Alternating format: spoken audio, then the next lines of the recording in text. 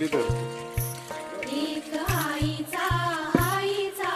एक ताईचा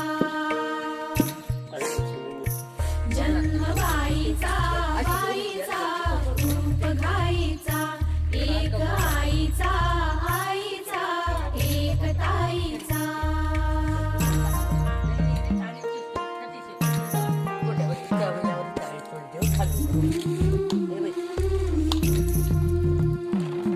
दुसरा सोडायची बाहुली होती खेळ खेळायला